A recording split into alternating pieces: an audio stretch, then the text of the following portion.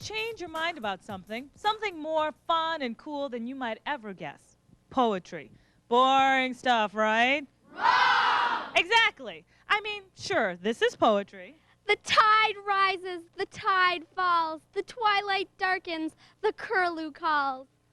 But this is also poetry.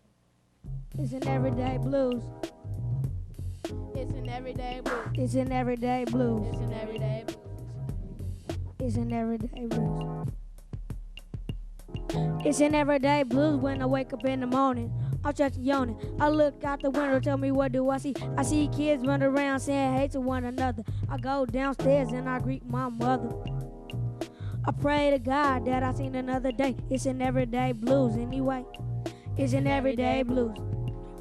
It's an everyday blues. It's an everyday blues. It's an everyday blues. Everyday blues when I see it on the news. When one of my homies had to go. Really His dope. name was Joe. He didn't even smoke because he knew his life was not a joke. Even though it wasn't right, he was still on the corner shooting dice. He rode the 7-Eleven, even though I thought he was going to heaven. But it wasn't about, even though it was still was what I thought. It's an everyday blues. It's an everyday blues. It's an everyday blues. It's an everyday blues when I walking down the street. I saw my friend Fifi standing on his feet. He said I almost got popped by a crooked old cop. It's an everyday blues.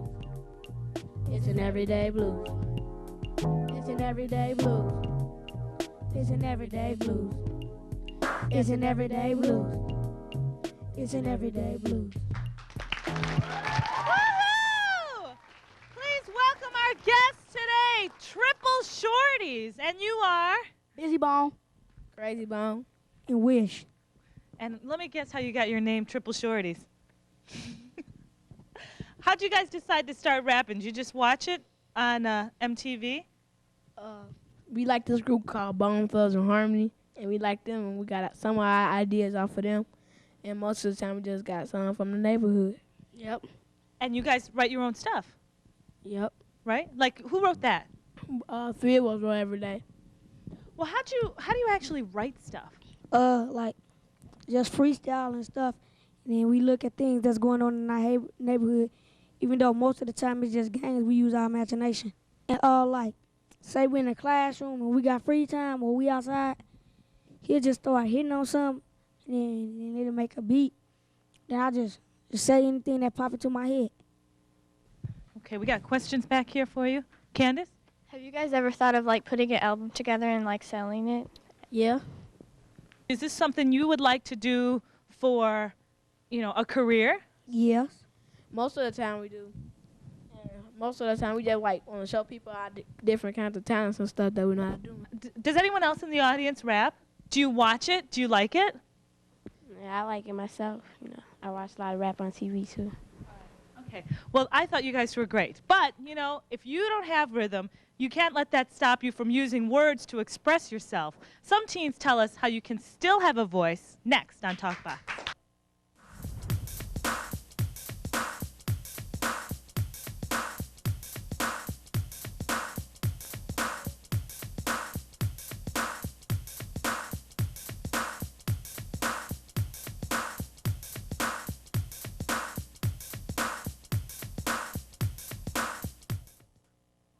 As I step up through this system of hate and racial injustice and look down on non-believers as they stare in disbelief, they gasp because it was impossible. They are suspended in thoughts, and I leave them breathless. If you think poetry is that boring stuff in English class, today's Talkbox may change your mind. We're going to meet some young poets who've tapped into the power of poetry.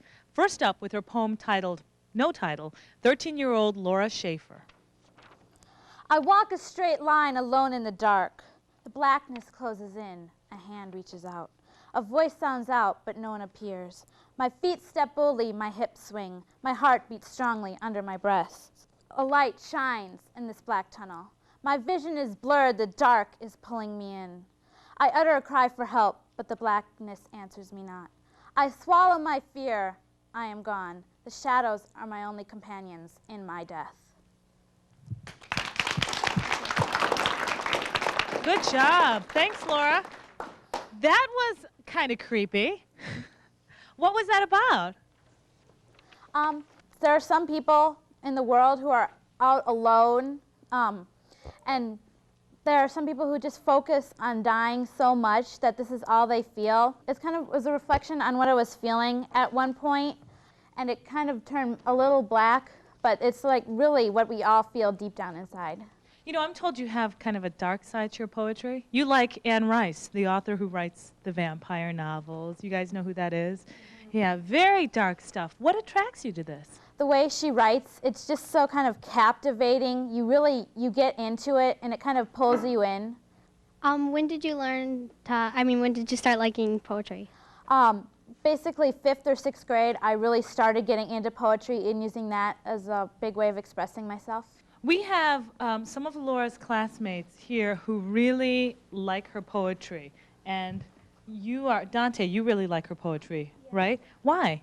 It's just so moving and just, it's real. I mean, it feels like what's really inside all of us. Nellie has another one who's really into your poetry. I think it's like really interesting, and because you don't like find people her age that write such deep poetry. And you don't find it boring, huh? And I find it really interesting. What do you get out of it, Laura? Poetry, I get out of it is just to let myself go and to really be free. It's like no limitations. Poetry is haikus, limericks, rhyming, free verse, anything. And how many poems have you written, do you think? Well over 30. Good job. That was a very good poem. Now our poetry recital continues with a poem called Awaiting Rejuvenation. Here's 15-year-old Lenny Satterfield. I reach out, but I only feel the dust you left behind as you walked out of my life. A tear, a single tear glistens upon my face. I struggle to keep it there, for it is all I have left of you. Before the mirage of a father you bestowed upon me, I only dreamed, I only imagined of how life with you would be. Now, I'm sorry. I found out the truth behind your deception, because now part of myself is dying and mourning for the death of your illusion. I feel the depths of my soul yearning, begging in misery for your love and compassion. Slowly, my self-esteem, my self-worth run dry like a dammed river or an African desert, awaiting rejuvenation. Lenny Satterfield. Nice job. Very nice. That was about a real-life experience you had with your father. Recently, I just met my biological father not too long ago, and he walked into my life for a little while, then he left back out. And it was really dramatic for me, and, you know, I did it through poetry, relate that through poetry. Did that come across to you guys? What he was talking about, what he was feeling? Amy, what did you get out of that? It was really, like, touching. You could tell that he was really feeling it. Does it surprise you guys that, you know, teens are writing poetry? Why? Well, I think it's really different because most people think that deep poetry that really gets to your heart is only written by people who've been doing it for a really, really long time. And does this get to your heart? Yeah, it really, you can tell that they went through it or that they felt it. Yeah. When did you first start writing poetry? When I was 11, I met a lady named Renee McNeil, and she told me that I had this talent, and I started writing it when I was 11. So a teacher inspired you? Yes, she really did. And that kind of just broke me out of my shell, because I was a shy kid, and like she broke me out of my shell. Do you write a lot of poetry or just a little bit? I write a lot of poetry. I write whenever I feel inspired, I guess, and I just write it down. And you know, this teacher told you you had a special talent, but do you feel like you are really special or any one of these people could do it? Most definitely. I feel that anybody can do it. If you just sit down and you think a lot to yourself about how you feel and how, you know, You feeling at the moment, you can write. Okay, great job, Lenny. Thanks Thank a you. lot. Next up is our final poet, here to read his piece called Children, 17-year-old Lucas McCann. Crash. A bomb hits. Not just today or tomorrow, but every second, every day, all the time. Pelted and mesmerized by waves and zaps of parasitic information, the masses wander to more and more important things. Wild-eyed and gape-jawed, waiting for another instant, which has, of course, already passed. The old men and the headless puppeteers of reality sit on the top of the world and laugh. They sip daintily made drinks as if not a part of it all. And, like somebody pointing out inefficiencies from overhead in an anthill, they chat, joking about the problems that are their illegitimate children. Back on the orb, things spin faster, faster than ever, and no one notices. Zip, bop, bap, pow, things are remembered and forgotten in fractions of non-existent time. As more and more music videos and news reports march by, people, places, things, all whiz by in millions of directions, pops and flashes of life blind the eyes within and without. Neon bright colors bend in impossible ways, and the future bubbles over. And as all this goes on, the bombing, the chatting, the spinning and all, you sit by, sipping a lukewarm Snapple and wondering if anything else is on. Very nice. That's kind of cynical. Where does that come from? Well, I don't know. It's kind of like the media and everything, the information age, you know, there's so much information just coming at you from every direction that you kind of take it for granted, and sometimes you can shut your ears off to it, you know? And I don't know. And that's really what you did with your words, too. You know, zip, bam, bam. I mean, Right. you just really tried to hit people with that. You got to read it quickly. It gets the point across. Yeah. Have you wrote any poems and put them in the newspaper? Or? Well, I've published things at our school. We've published things, you know, in like the literary magazine and everything, but I don't think I've ever had anything published in like a formal publication like a newspaper. Do any of you have aspirations to, you know, use your poetry as part of a career? In an ideal world, I don't know that there'd be much money in it, but it'd be pretty cool. Lenny's going, No. No, this is just for you? Well, no, I like to write for other people because I love to inspire people, but I couldn't find a career in it. I think your poetry is great, and thank you for sharing it with us today.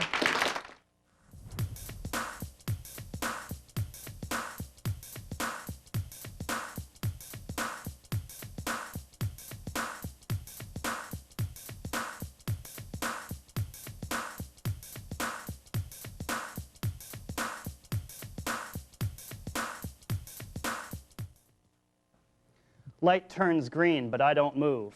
Go ahead and honk. I do what I want. What you just heard was a form of poetry called haiku.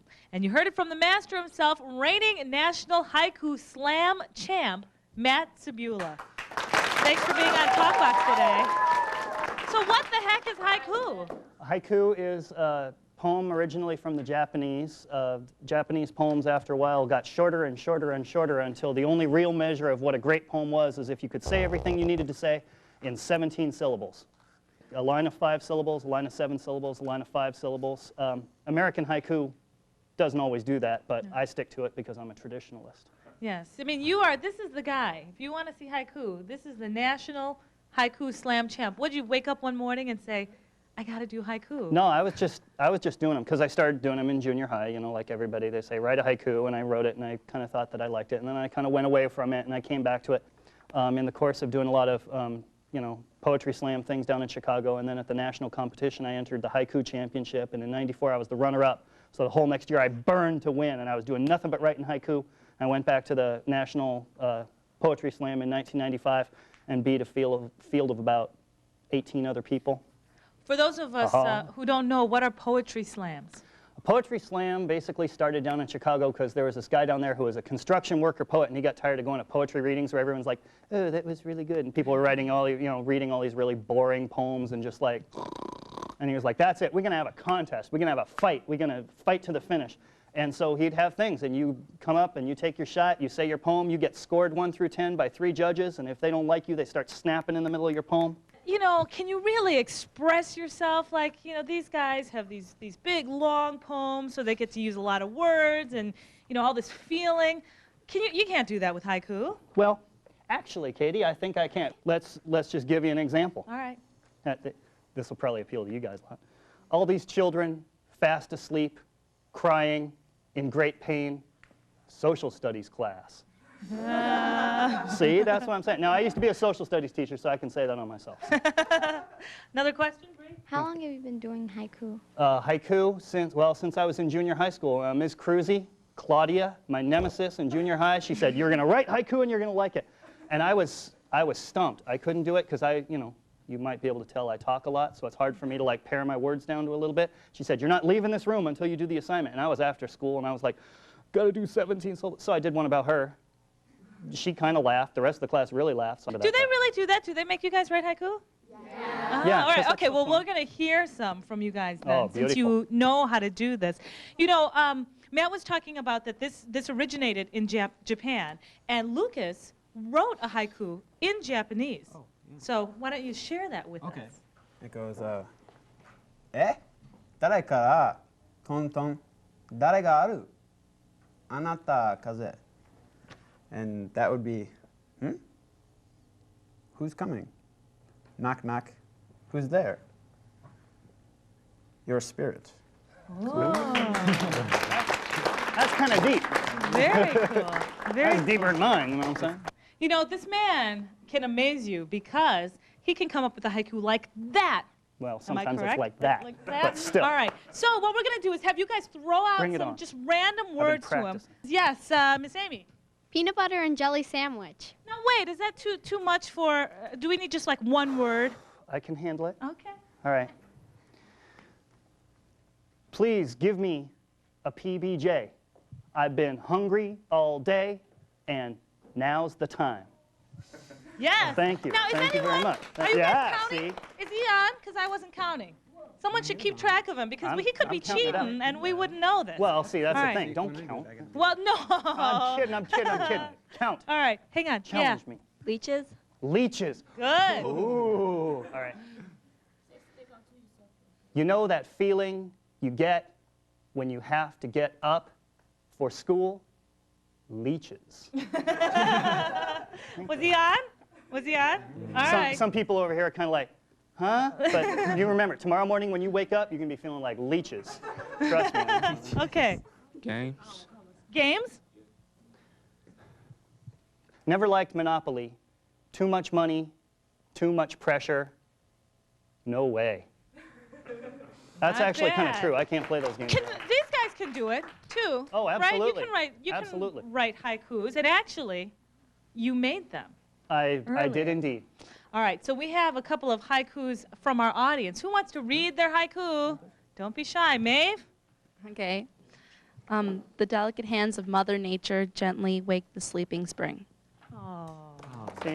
Now that's kind of a more traditional Japanese style haiku. That's all right. Yeah. All right. I'm not that deep. The sun has just set, the wind blows, the land is dark, the moon has risen. Okay, another one, Latoya. Small little creatures are crawling up on the earth, up only to get crushed by us. Oh, did you go 18 on that one, Latoya? That's okay. All right. Well, you know, it's close enough. That's all right. And it doesn't have to be structured 5, 7, 5, right? Like one sentence being 5, one being 7. The way I see it, there are ancient rules set up in Japan, and that's okay, but we're here now, and we got to do what we got to do. Let's get one more. Okay, last one. Pianos make noise. Whenever you hit wrong notes, it ends up like mush. Good job. All right. Good job, you guys, and thanks, Matt.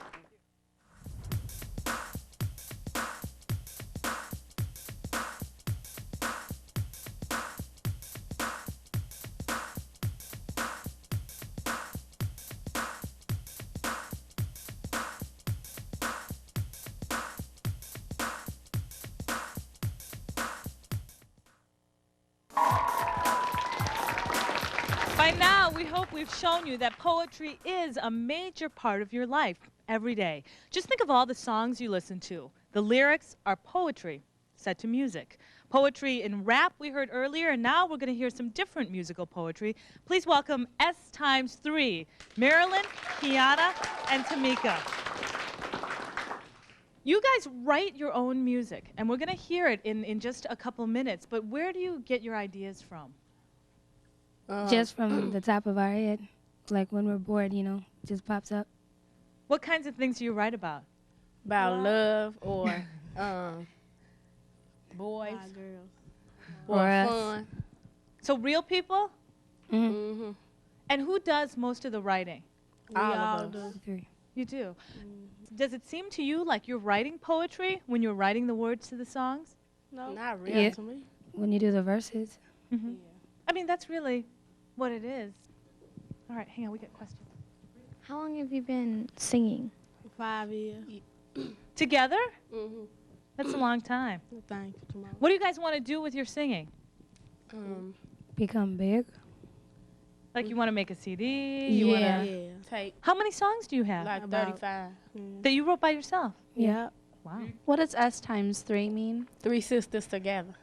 Or sisters times 3. We're going to hear a song you guys wrote called America. Who wrote the lyrics to that? All 3 of us. All 3 of you together did? Yes. And what is it about? The world. Well, mostly about America and how, like, it needs to change, but then it could mean about the world, too, also. And where'd you get the idea? Michael Jackson. When he had done that one song. All right. Well, let's listen to that song now. Here's S×3 with America.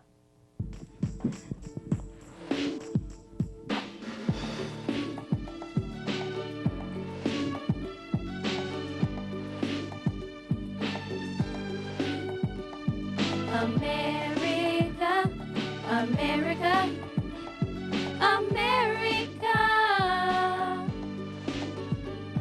Let freedom ring, let it ring for everyone. America, let freedom ring. Oh, can't you hear it ringing? America, we have to fight for freedom. America, we know that we are dying. We have to do something about it. Our children are the future, and that's the key. And we should see that we should change the world. Alone in the dark, got no place to go or eat. I know that you're lonely and you still can't find a way home. America, we have to fight for freedom. America, we know that we are dying. Oh, we have to do something about it. Our children are the future, and that's the key. And we should see that we should change the world. They are alive, we shall overcome. Stop this behavior and keep on holding on. Black or white, black or white, yellow or brown, brown. No matter what, we still have to live as America. We have to fight for freedom. America, we know that we are dying. Oh, we have to do something about it. Our children are the future, and that's the key. And we should see that we should change the world. America, the world. America. All right. You guys are awesome. S×3. Thank you very much for being on the show. All right. Well, we're out of time for today. As we let S×3 take us out of here, we want to thank all our guests for showing us the power of poetry. Remember, what you care about is what we want to talk about on TalkBox. We'll see you next time.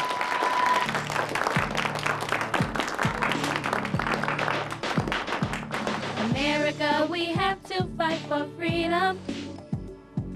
America, we know that we are dying. We have to do something about it.